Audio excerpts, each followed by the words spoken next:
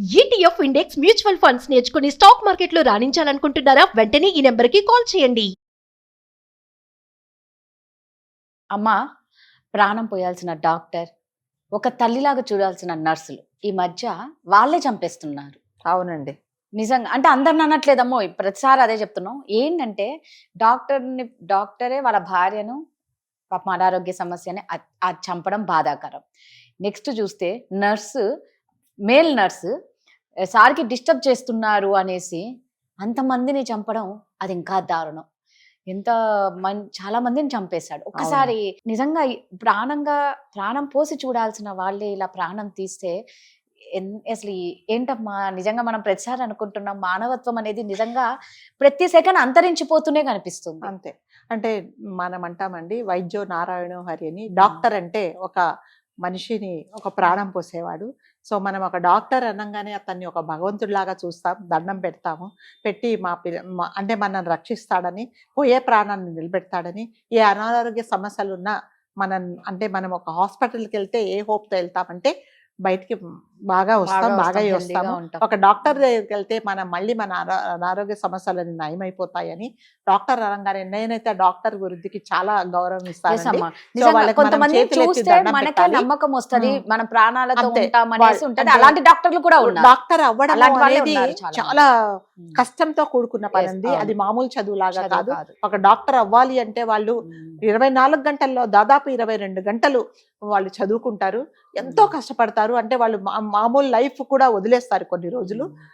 అంటే చదువు మీదనే వాళ్ళు కాన్సన్ట్రేట్ చేసి ఒక డాక్టర్ అవ్వడానికి చాలా కష్టపడాల్సి వస్తుంది. చాలా తెలివితేటలు ఉంటేనే డాక్టర్ అవుతారని నేనైతే నమ్ముతాను. ఒక డాక్టర్ అవ్వడానికి వాళ్ళు జీవితకాలంలో ఎన్నో సాక్రిఫైస్ చేయాల్సి వస్తుంది. సో అదే ఉద్దేశంతో బెంగళూరులో కూడా ఇద్దరు అంటే పేరెంట్స్ ఏం చేశారంటే, డాక్టర్ అయితే ఒకరినొకరు అర్థం చేసుకుంటారనేసి కృతికా రెడ్డి, మహేందర్ రెడ్డి అని ఇద్దరు డాక్టర్స్ వాళ్ళు బెంగళూరులో ఉంటారు. వాళ్ళిద్దరికి పెళ్లి చేశారు. పెళ్లి చేసినప్పుడు ఇంకా మీకు తెలుసు కదా, ఎవరికి తాహతుకు మించి పెళ్లి చేశారు. చాలా రంగరంగ వైభవంగా చేశారు. సో ఇద్దరు డాక్టర్స్ కాబట్టి అన్యాయంగా కాపురం చేసుకుంటారన్న ఆశతో తల్లిదండ్రులు అటువైపు వాళ్ళు ఇటువైపు ఉన్నారు. కానీ ఇతనికి వన్ సైడ్ ఆఫ్ ద కాయినే తెలుసు, ఇతను ఇంకొక లాంటి బిహేవియర్ అని కొన్ని రోజుల తర్వాత తెలిసింది. ఆ తర్వాత ఈ అమ్మాయికి ఏంటంటే కొంచెం అనారోగ్య సమస్యలు, అదే పెద్ద క్రానిక్ డిసీజెస్ కాదు. అమ్మాయికి కొంచెం ఏదో థైరాయిడ్ ఒకటి, షుగర్ లెవెల్స్ కొంచెం హైలో ఉన్నాయి. సో దానివల్ల కొంచెం అప్పుడప్పుడు తను ఫ్రీక్వెంట్గా తనకు అనారోగ్య సమస్యలు వచ్చేది. సో అతను అనుకున్నాడు తగ్గిపోతుందేమో అని కూడా అతను కూడా చూసుకున్నాడు. డాక్టర్ కదా, వాళ్ళే ట్రీట్మెంట్ ఇచ్చుకున్నారు. కొన్ని రోజుల తర్వాత అమ్మాయికి ఏంటంటే ఎక్కువైపోయింది, థైరాయిడ్ ఎక్కువైపోయింది, ప్లస్ షుగర్ కూడా ఎక్కువైపోయింది. సో ఇంకా అతను ఏం చేశాడంటే, ఈమె ఇంకా బాగుపడట్లేదు. అలాంటప్పుడు జనరల్గా ఒక డాక్టర్ ఏం చేస్తారంటే, సరే నేను ఇచ్చే ట్రీట్మెంట్ పనిచేయట్లేదని ఒక పెద్ద హాస్పిటల్ తీసుకెళ్ళడము, 10 మంది సలహాలు తీసుకోవడము. ఈ అమ్మాయి ఎలా రికవర్ అవుతుంది, మామూలుగా అంటే వాళ్ళకి తెలుసు ఒక డాక్టర్గా షుగర్ అంటే చాలా అంటే ట్రీట్మెంట్ తీసుకుంటే తగ్గిపోతుంది, దానికి మందులు వాడాల్సి వస్తుంది.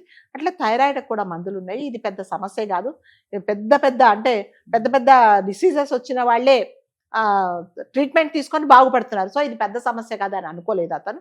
ఏం చేశారంటే, 2 రోజులు ఆ అమ్మాయి ఇంట్లో కంటిన్యూస్గా లేవలేకపోయింది, ఎక్కువైపోయి. ఏం చేశారంటే, జనరల్గా ఈ అనస్థేషియా ఇస్తారు. ఎవరిస్తారంటే, ఎవరికైనా ఒక పేషెంట్కి సర్జరీ జరుగుతుంటే ఎంత మోతాదులో ఇవ్వాలి, ఎంత మోతాదులో ఇస్తే ఒక అనస్థేషియన్ డ్యూటీ, నాకు తెలిసినంత మటుకు ఒక అనస్థేషియా ఇచ్చినప్పుడు ఆ అనస్థేషియన్ అక్కడ ఆ పేషెంట్ దగ్గరే ఉండి మళ్ళీ స్పృహ వచ్చి మామూలుగా మాట్లాడేదాకా అనస్థేషియన్ పేషెంట్ దగ్గరే ఉంటారు. ఒకసారి మాట్లాడిచ్చి అప్పుడు అతను వెళ్ళిపోవడం అతని డ్యూటీ. ఇతను ఏం చేశాడంటే, ఈ అమ్మాయి ఇంకా బాగుపడదు అనేసి అనస్థేషియా ఇవ్వడం మొదలుపెట్టాడు. డోస్ మంచి అంటే ఇచ్చేదానికంటే కూడా జనరల్ అనస్థేషియా పేషెంట్ ఎవరికి సర్జరీ చేసే పేషెంట్స్కి ఇస్తారు. ఇతను మత్తు మంది ఇచ్చాడు ఆ అమ్మాయికి. ఇచ్చేసి ఒకరోజు ఇచ్చాడు, ఇంకా చాలా ఎక్కువై పడిపోయింది. 2వ రోజు కూడా ఇచ్చాడు, ఆ డోస్ ఎక్కువైపోయి చనిపోయింది అమ్మాయి. చనిపోయిన తర్వాత ఏం చేశాడంటే, హాస్పిటల్కి తీసుకెళ్ళాడు. హాస్పిటల్కి తీసుకెళ్ళినప్పుడు వాళ్ళు చెప్పారు, లేదు ఇప్పటికే చనిపోయింది, ఈ అమ్మాయి చనిపోయింది అన్నారు. అందరికీ చెప్పేశారు వాళ్ళ పేరెంట్స్కి. చెప్పేసిన తర్వాత వాళ్ళ చెల్లి కూడా డాక్టరే, ఈ అమ్మాయి చనిపోయిన అమ్మాయి.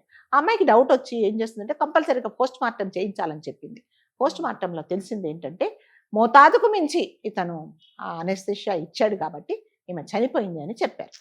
అంటే అసలు జరిగింది ఏంటంటే, ఇంకా డాక్టర్లు అంటే డాక్టర్ వృత్తి మీద ఏ డాక్టర్లను నమ్మాలి, ఏ డాక్టర్లను నమ్మకూడదు అనేది అయితే నిజంగా మనకు ఒక క్వశ్చన్ అయితే ఉంటది. సో ఎందుకు చంపేశావు, ఎందుకు చంపాడు అని అంటే ఇతని ఫోన్ చెక్ చేసినప్పుడు ఇతనికి ఆల్రెడీ దాదాపు ఒక 10 నుంచి 15 మంది దాకా గర్ల్ ఫ్రెండ్స్ ఉన్నారు. సో వాళ్ళల్లో ఎవరినన్నా పెళ్లి చేసుకుందాము అని ఇతని ఆలోచన. ఇంతకంటే ముందు అంటే ఈ అమ్మాయిని పెళ్లి చేసుకోక ముందు ఇతనికి ఆల్రెడీ బాంబేలో ఒక ఫ్రెండ్ ఉంది. సో ఆ ఫ్రెండ్ తో పాటు ఇతను ఏంటి చాలా క్లోజ్ గా ఉండేవాడు. క్లోజ్ గా ఉండే సమయంలోనే ఏమైందంటే దాదాపు పెళ్లి దాకా వచ్చినప్పుడు ఆ అమ్మాయి కొన్ని రోజుల తర్వాత ఆగుదాము, కొంచెం టైం తీసుకుందామని అమ్మాయి బాంబేలో ఉండే అమ్మాయి చెప్పింది. ఫ్రెండ్ చెప్పినప్పుడు ఆ లోపునే ఈ అమ్మాయి సంబంధం వచ్చింది.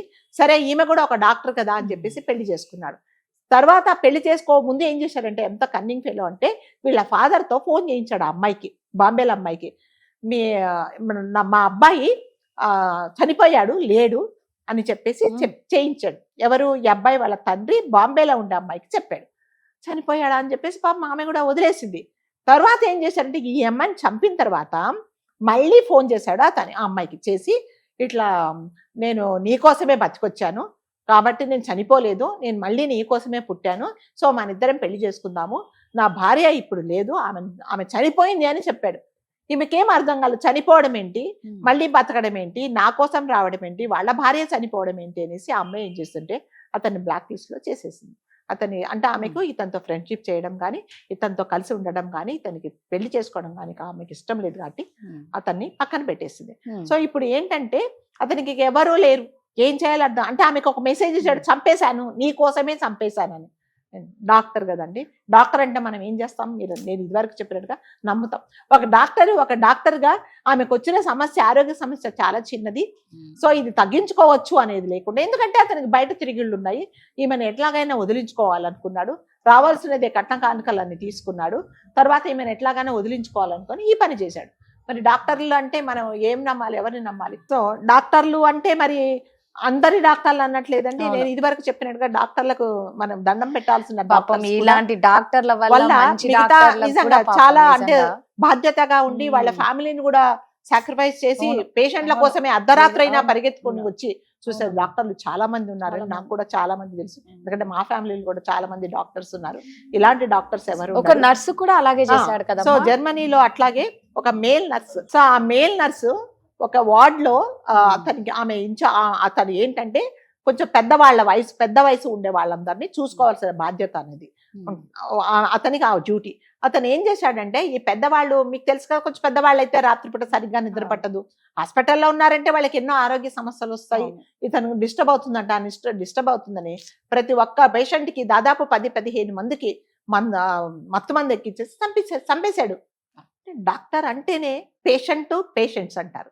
పేషెంట్ తో ఉన్నప్పుడు మీరు చాలా పేషెన్స్ గా ఉండాలి. అంటే ఒక రోగితో మాట్లాడుతున్నప్పుడు డాక్టరుకి చాలా ఓర్పు ఉండాలి, చాలా దయా హృదయంతో ఉండాలి. అలాంటిది నీకు ఆ పేషెన్సే లేదు. నిన్ను ఒక 10 మంది పేషెంట్లను నీకు అప్పగించి వీళ్ళ బాధ్యత నీదే, నువ్వు చూసుకో అన్నప్పుడు వాళ్ళు దగ్గుతున్నారు, వాళ్ళు తుమ్ముతున్నారు, నాకు నిద్ర రావటం లేదని వాళ్ళు చంపడం అంటే మరి వైద్య వృత్తికే ఇవన్నీ కళంకాలు కదండి. కాబట్టి ఎవరైనా సరే ఒక పేషెంట్ దగ్గర, ఒక డాక్టర్ దగ్గరికి ఒక పేషెంట్ వచ్చాడంటే మిమ్మల్ని నమ్ముకొని వస్తాడు కాబట్టి మీకు కంపల్సరీగా ఉండాలి. ఎందుకంటే వాళ్ళు డాక్టర్ పట్టా పుచ్చుకునేటప్పుడే వాళ్ళకు ఒక ప్రామిస్ చేయిస్తారండి, నేను పేషెంట్ల దగ్గర దేవుడితో సమానంగా ఉంటాను, నేను చాలా దయా హృదయంతో ఉంటాను, ఆ పేషెంట్లను నేను చాలా కైండ్ గా చూస్తాను, వాళ్ళ బాధలు నేను అర్థం చేసుకుంటాను, చాలా ఓపిక్గా ఉంటానని వాళ్ళకు ఒక అదేంటి ఓత్ ఆఫ్ ఇది చెప్తారనమాట. అవన్నీ మర్చిపోయి ఒక డాక్టర్ని చంపడం ఏంటి, 10 మంది పేషెంట్లను చంపడం ఏంటి అనేది, ఒక నర్స్ చంపడం ఏంటి చూడండి. అంటే డాక్టర్లు కూడా ఇలా అయిపోతున్నారు. మరి ఇప్పుడు ఇతను నిజంగా తనకు అట్లాంటి సంబంధాలు ఉంటే ఆమెను వేరే వాళ్ళని పెళ్లి చేసుకోవాలంటే ఆమెను చంపడం ఎందుకు, వదిలేయచ్చు కదా. తన బతుకు తను బతుకుతుంది, చంపేస్తే ఎవరిని చంపే అధికారం అయితే లేదని ఒక డాక్టర్ గా నీకు ఇంకా చాలా బాధ్యతగా ఉండాలి కదా. నువ్వు వాళ్ళ అమ్మ నాన్నకు చెప్పి, అమ్మ ఇదిగో మీ అమ్మాయికి ఇలాంటి ఆరోగ్య సమస్యలు ఉన్నాయి కాబట్టి నేను ఆమెతో ఉండదలుచుకోలేదు, నేను ఆమెను వదిలేస్తున్నానని చెప్పినా కూడా తన ప్రాణం నిలబడేది కదండి. భర్త భార్య భర్తను నమ్మి కదా ఒక చోట ఒక రూఫ్ లో ఉంటారు, ఒక రూఫ్ కింద ఎందుకుంటారు, ఇద్దరు ఒకరి మీద ఒకరం. ఎవరిని చంపుతారో నమ్మకాలు లేనప్పుడు భార్యాభర్తలు కూడా కలిసి ఉండాలంటే కూడా భయపడాల్సిన పరిస్థితి ఇప్పుడు వస్తున్నది. కాబట్టి సో ఇది ఏమాత్రం డాక్టర్ వృత్తికే ఇది కళంకం అండి. నిజంగా. సో నిజంగా అతనికి కంపల్సరీగా ఎటువంటి ఇన్ఫ్లుయెన్స్ లేకుండా తగిన శిక్ష పడాలనే మనం కోరుకుందాం. Thank you.